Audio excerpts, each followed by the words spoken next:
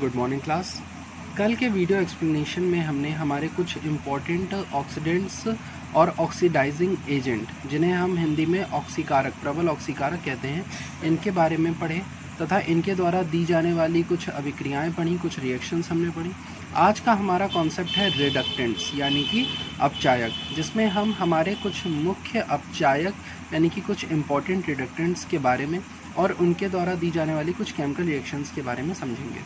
तो सबसे पहले देखिए, रिडक्टेंट्स में following types of compounds behave as reductant. ये नीचे जो आपको टाइप्स ऑफ कंपाउंड्स दिए जा रहे हैं, ये आपके जो हैं प्रबल अपचायक के रूप में यानी कि स्ट्रॉन्ग रिड्यूसिंग एजेंट और रिडक्टेंट के रूप में क्या करते हैं, बिहेव करते हैं। तो सबसे पहले इसमें आते हैं all the metals are good reducing agents because they have tendency to lose electron. जितने भी आपकी धातुएं होती हैं वे सभी क्या होती हैं, बहुत अच्छी अपचायक होते हैं। क्यों? क्योंकि इनके पास क्षमता होती है इलेक्ट्रॉन देने की। तो ये जो आपके धातुएं हैं क्या करेंगी, किसी दूसरे परमाणु या अणु को, किसी दूसरे एटम या मॉलिक्यूल को इलेक्ट्रॉन देकर उसमें इलेक्ट्रॉन का नंबर बढ़ा देंगी। एंड हम जानते हैं कि एडिंग ऑफ इलेक्ट्रॉन, इलेक्ट्रॉनों का बढ़ना जो होता है वो अपचयन कहलाता है। और वो इलेक्ट्रॉन बढ़ेंगे किन की वजह से, इन धातुओं की वजह से, जिस वजह से इन्हें क्या कहा जाएगा, रिडक्टेंट यानी कि अपचायक। इसके अलावा कुछ नॉन मेटल जैसे कार्बन है, सल्फर है, फॉस्फोरस है, हाइड्रोजन है, इनकी भी टेंडेंसी क्या होती है, इलेक्ट्रॉन देने की टेंडेंसी होती है। एंड थर्ड, हेलोजन्स एसिड, जितने भी हमारे हेलोजन एसिड होते हैं जैसे हाइड्रोजन आयोडाइड है, HCl है, HBr है, हाइड्रोजन ब्रोमाइड, हाइड्रोजन क्लोराइड, ये तीनों भी क्या होते हैं, अच्छे अपचायक माने जाते हैं, अच्छे रिडक्टेंट माने जाते हैं। क्योंकि इनमें जो हेलोजन एटम्स हैं, जो हेलोजन परमाणु आप देख रहे हैं, आयोडीन, क्लोरीन, ब्रोमीन, ये भी क्या करते हैं, ये भी इलेक्ट्रॉन देने की क्षमता रखते हैं। वैसे तो जो क्लोरीन, ब्रोमीन, आयोडीन होते हैं, इनकी टेंडेंसी, इनकी क्षमता होती है इलेक्ट्रॉन लेने की, लेकिन जब ये अपने अम्ल रूप में होते हैं यानी एसिड फॉर्म में होते हैं, तब आयोडीन, क्लोरीन, ब्रोमीन जो है ये अपने पास से किसी दूसरे परमाणु या अणु को, दूसरे एटम या मॉलिक्यूल को इलेक्ट्रॉन दे सकते हैं। थर्ड है, जितने हमारे मेटल हाइड्राइड्स होते हैं, sodium hydride, lithium hydride, calcium hydride, जिनके बारे में आपने हाइड्रोजन चैप्टर में पढ़ा भी था, तो ये भी हमारे अच्छे अपचायक की तरह कार्य करते हैं, अच्छे रिड्यूसिंग एजेंट होते हैं। Fourth, the compounds having elements in their lower oxidation state. कोई ऐसा कंपाउंड है जिसमें जो एलिमेंट है हमारे कुछ, उनकी ऑक्सीडेशन स्टेट, उनकी ऑक्सीकरण जो अवस्था है वो कम दी गई है, तो उस कंडीशन में वो खुद क्या बन जाते हैं, अपचायक बन जाते हैं, खुद रिडक्टेंट बन जाते हैं और दूसरे किसी कंपाउंड को, दूसरे यौगिक को रिड्यूस कर सकते हैं। नेक्स्ट है some organic compounds like formic acid, aldehyde, oxalic acid, tartaric acid etcetera. ये हमारे कुछ ऑर्गेनिक कंपाउंड्स हैं, कुछ कार्बनिक यौगिक हैं। फॉर्मिक अम्ल है, एल्डिहाइड है, और ऑक्सैलिक एसिड, ऑक्सैलिक अम्ल है, टार्टरिक अम्ल है, ये सब भी हमारे प्रबल अपचायक के रूप में यानी कि रिडक्टेंट, रिड्यूसिंग एजेंट की तरह काम करते हैं। हम स्टार्ट करते हैं। सबसे पहले reduction reaction of some important reductants, कुछ हमारे मुख्य जो अपचायक होते हैं उनकी रासायनिक अभिक्रियाएं, जिसमें सबसे पहली जो हमारी केमिकल रिएक्शन है वो है फेरस सल्फेट से रिलेटेड। फेरस सल्फेट का फॉर्मूला होता है FeSO4.7H2O। तो in acidic medium ferrous sulphate act as reductant and itself is oxidised to Fe2SO4 whole thrice. किसी अम्ल की उपस्थिति में, एसिडिक मीडियम में यानी कि अम्लीय माध्यम में, जो FeSO4.7H2 होता है, ये किसकी तरह कार्य करता है, ये एक अपचायक के रूप में कार्य करता है, यानी रिड्यूसिंग एजेंट की तरह बिहेव करता है और किसी दूसरे कंपाउंड को क्या कर सकता है, रिड्यूस कर सकता है। अब जब किसी दूसरे को रिड्यूस करेगा तो खुद क्या हो जाएगा, खुद ये अपने आप को ऑक्सीडाइज कर लेता है, किसमें, Fe2SO4 के होल थ्राइस में। तो देखिए रिएक्शन किस तरह होती है। जो FeSO4 होता है उसकी जो ऑक्सीडेशन स्टेट होती है, ऑक्सीकरण अवस्था जो होती है वो +2 होती है, और जब ये Fe2SO4 के होल थ्राइस में कन्वर्ट होता है तो ये +3 बना लेता है। तो +2 से +3 बनने का मतलब है कि इसमें क्या हो गया, इसने एक इलेक्ट्रॉन लूज़ कर दिया, और जब इलेक्ट्रॉन ये लूज़ कर देगा तो इसका क्या हो जाएगा, ऑक्सीडेशन हो जाएगा, इसका ऑक्सीकरण हो जाएगा, और ये इलेक्ट्रॉन आयरन जो है Fe2+ जो है, ये इलेक्ट्रॉन जिस किसी कंपाउंड को या जिस किसी एटम को दे देगा, जिस यौगिक को दे देगा, उसका क्या हो जाएगा, अपचयन हो जाएगा। चलिए केमिकल रिएक्शन भी देख लीजिए। ये देखिए यहाँ पर ये जो K2Cr2O7 है पोटेशियम डाइक्रोमेट, ये हमारे FeSO4 से जब रिएक्शन करता है तो K2Cr2O7 जो है वो ऑक्सीडेंट की तरह काम करेगा। ये क्या करेगा, FeSO4 को ऑक्सीडाइज करेगा, ऑक्सीकृत करेगा, जबकि FeSO4 K2Cr2O7 को क्या कर देगा, रिड्यूस कर देगा। तो यहाँ पर FeSO4 जो है आयरन सल्फेट जो है वो रिडक्टेंट यानी अपचायक की तरह कार्य करता है। ऐसे ही सेकेंड रिएक्शन में KMnO4 जो है पोटेशियम परमैंगनेट, ये FeSO4 के साथ जब रिएक्शन करेगा तो उसे Fe2SO4 के होल थ्राइस में कन्वर्ट कर देगा। तो KMnO4 यहाँ पर ऑक्सीडेंट की तरह कार्य करता है, ऑक्सीकारक के रूप में कार्य करता है, जबकि FeSO4 जो है वो रिडक्टेंट यानी कि अपचायक की तरह कार्य करता है और KMnO4 को अपचयित कर देता है। नेक्स्ट जो हमारा रिड्यूसिंग एजेंट है वो है स्टेनस क्लोराइड। किसकी प्रेजेंस में ये रिड्यूसिंग करेक्टर शो करता है, तो in presence of HCl hydrochloric acid की प्रेजेंस में SnCl2 act as reductant and itself is oxidised to SnCl4। Simple है, मैंने बताया था कल के वीडियो में कि एक क्लोरीन जो है वो एक इलेक्ट्रॉन दे सकता है, एक इलेक्ट्रॉन लेगा, तो दो क्लोरीन क्या करेंगे, दो इलेक्ट्रॉन ले लेंगे। दो इलेक्ट्रॉन लेने की वजह से Sn पर कितना चार्ज आ जाएगा, +2 चार्ज आ जाएगा। और वहीं पर जब Sn के साथ 4 क्लोरीन जुड़ जाएंगे तो वो क्या करेंगे, 4 इलेक्ट्रॉन ले लेंगे, तो Sn के ऊपर क्या आ जाएगा, +4 चार्ज आ गया। तो इसका मतलब SnCl2 का SnCl4 में क्या हो गया, ऑक्सीडेशन हो गया। अब SnCl2 खुद ऑक्सीडाइज कब हो सकता है, खुद ऑक्सीकृत कब हो सकता है, जब ये किसी दूसरे को क्या कर दे, अपचयित कर दे, अपने जो इलेक्ट्रॉन है किसी दूसरे को डोनेट कर दे। तो जब Sn2+ बनता है Sn4+ में, तो क्या करता है, 2 इलेक्ट्रॉन ये दान कर देता है, 2 इलेक्ट्रॉन डोनेट करता है। और ये 2 इलेक्ट्रॉन जिस भी कंपाउंड से जाकर जुड़ जाएंगे, जिस यौगिक के पास जाएंगे, उसे क्या कर देंगे, अपचयित कर देंगे। देखिए कैसे, FeCl3 है यहाँ पर, SnCl2 से रिएक्शन करके FeCl3 किस में कन्वर्ट हो गया, FeCl2 में। अब खुद देखिए 3 क्लोरीन है जिसकी वजह से Fe पर कितना चार्ज आएगा, +3, और यहाँ पर 2 क्लोरीन जुड़े हुए हैं आयरन से, तो आयरन पर चार्ज कितना हो जाएगा, +2। यानी कि यहाँ पर जो आयरन है उसके पास +3 चार्ज और यहाँ पर +2 चार्ज। तो आप साफ देख सकते हैं कि FeCl3 का क्या हो गया, रिडक्शन हो गया, इसका खुद अपचयन हो गया। किसकी वजह से हुआ, SnCl2 की वजह से। तो SnCl2 किसकी तरह काम करेगा, रिडक्टेंट की तरह यानी कि अपचायक की तरह। अब SnCl2 का क्या हो गया, SnCl2 का हुआ है ऑक्सीडेशन, किसकी वजह से हुआ है, FeCl3 की वजह से। तो FeCl3 किसकी तरह कार्य करेगा, ऑक्सीकारक यानी कि ऑक्सीडेंट के रूप में।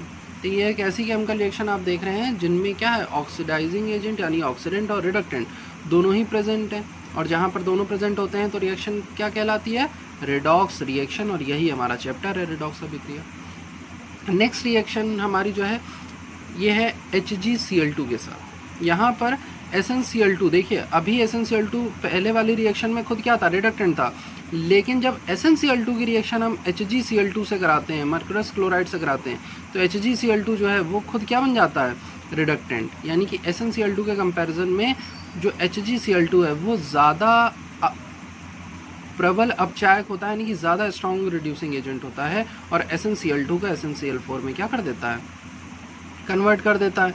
तो इसका क्या हो गया, यहाँ पर आप देख सकते हैं ऑक्सीडेशन हो गया। HgCl2 जो है वो Hg2Cl2 में कन्वर्ट हो गया। एंड एक रिएक्शन अगर आप और देखें ध्यान से, यहाँ पर दी हुई है Hg2Cl2, जब SnCl2 से रिएक्शन करता है तो भी क्या बनता है, SnCl4 और Hg। तो यहाँ पर अपनी कन्फ्यूज़न को आप लोग दूर कर सकते हैं। सॉरी, यहाँ पर इस मिस्टेक को इम्प्रूव करना चाहूँगा। ये जो SnCl2 के नीचे जो ऑक्सीडेंट लिखा हुआ है, इसकी जगह लिख लेंगे रिडक्टेंट, और ये यहाँ पर HgCl2 की जगह लिख लेंगे ऑक्सीडेंट।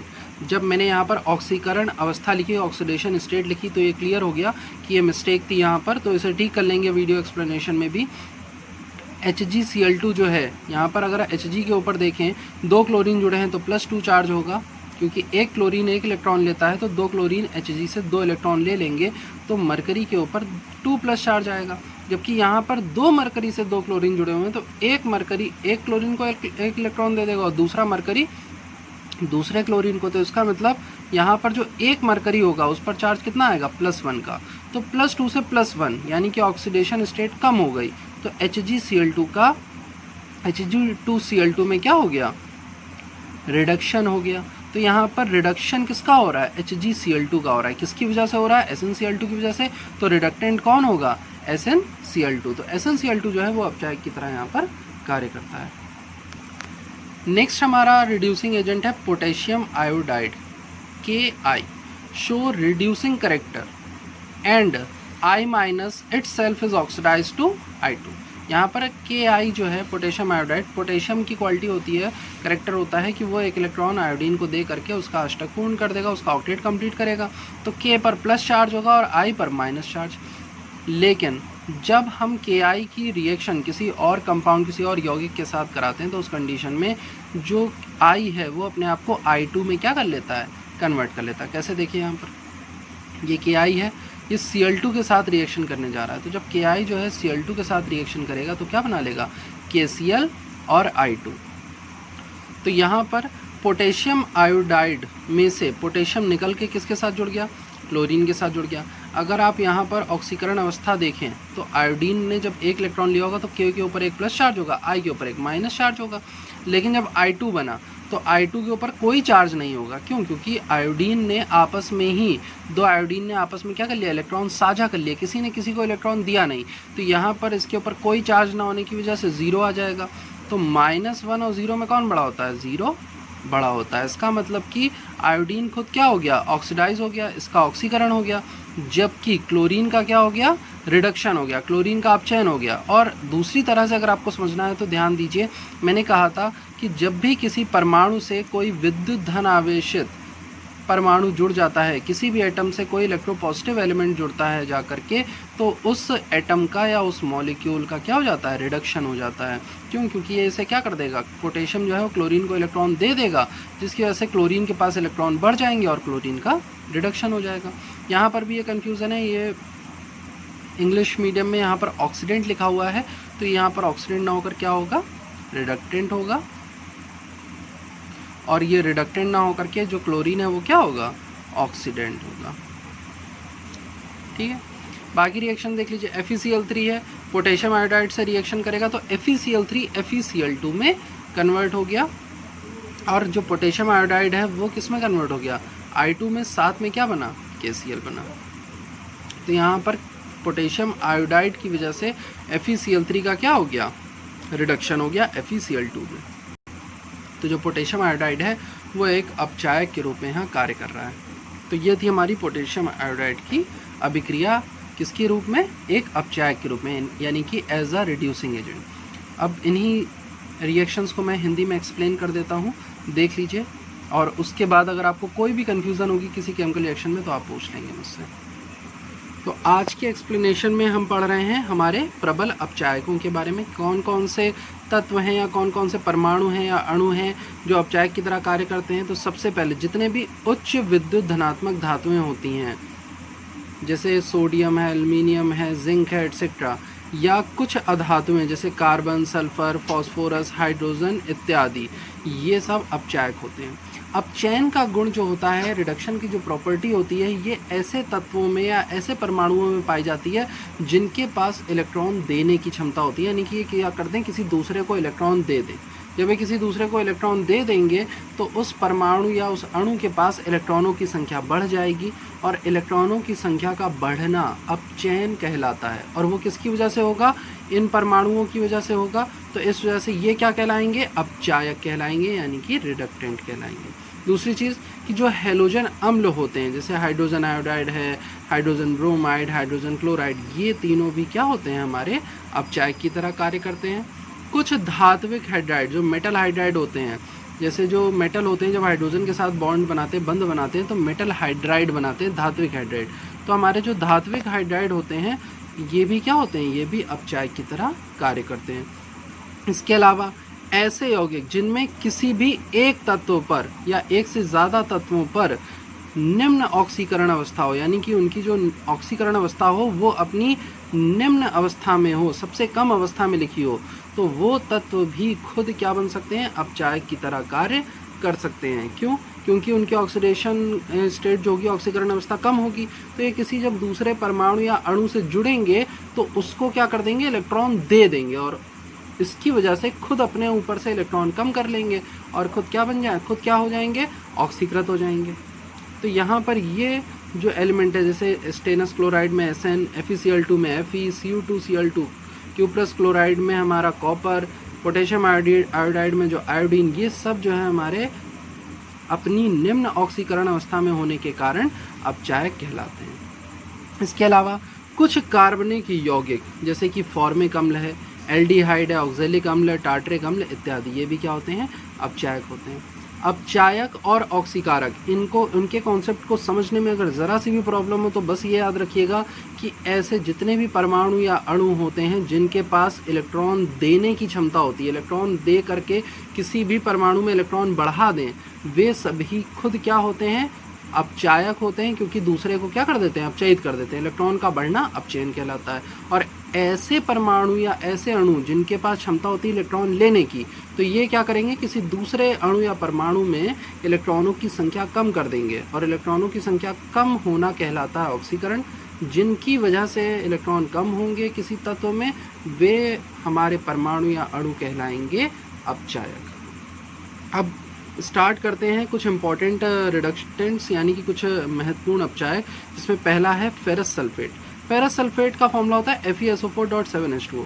इसमें जो FeSO4 है ये क्या करता है? ये खुद कन्वर्ट हो जाता है, खुद परिवर्तित हो जाता है Fe2SO4 के होल थ्राइस में, जो कि इसके ऑक्सीकरण को प्रदर्शित करता है।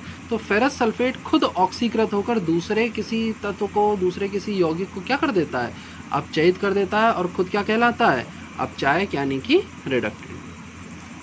जैसा कि यहाँ आप देख सकते हैं K2Cr2O7 के साथ जब आप FeSO4 की अभिक्रिया कराते हैं किसी अम्ल के उपस्थिति में, तो होता क्या? जैसे यहाँ पर हमने H2SO4 ले लिया, तो जो FeSO4 है वो खुद किस में कन्वर्ट हो जाता है? Fe2SO4 के होल थ्राइस में। और K2Cr2O7 को किस में कन्वर्ट कर देता है? इसको तोड़ देता है Cr2SO4 के होल थ्राइस तथा K2SO4 में। तो अगर आप ध्यान से देखें, यहाँ पर पोटेशियम का ये क्या कर देता है? पोटेशियम को रिड्यूस कर देता है, तो खुद क्या बन जाता है? अपचायक, यानी कि पोटेशियम को इसने अपचयित कर दिया, खुद क्या हो गया? ऑक्सीकृत हो गया। कैसे पता चला? SO4 के ऊपर दो माइनस चार्ज होते हैं, तो ये SO4 क्या करेगा? आयरन से 2 इलेक्ट्रॉन ले लेगा, तो यहाँ पर इस पर चार्ज कितना आ जाएगा? +2 का, जबकि यहाँ पर इसके ऊपर चार्ज कितना आ जाएगा? +3 का। तो देखिए +2 से +3 बन गया, यानी कि आयरन में से 1 इलेक्ट्रॉन कम हो गया, तो इसका खुद क्या हो गया? ऑक्सीकरण हो गया। तो ये क्या करेगा? अपना ऑक्सीकरण कैसे करेगा? इसने 1 इलेक्ट्रॉन दे दिया, किसको दिया? K2Cr2O7 को। तो FeSO4 की वजह से K2Cr2O7 का अपचयन हो गया, इसीलिए FeSO4 जो है वो अपचायक की तरह कार्य करता है। दूसरी अभिक्रिया है KMnO4 पोटेशियम परमैंगनेट। ये भी क्या हो रहा है? पोटेशियम परमैंगनेट जो है जब आयरन सल्फेट से अभिक्रिया करता है, तो आयरन सल्फेट पोटेशियम परमैंगनेट को क्या कर देता है? अपचयित कर देता है, उन्हें रिड्यूस कर देता है, और खुद क्या बन जाता है? अपचायक। दूसरा हमारा जो अपचायक है वो है स्टेनस क्लोराइड, SnCl2।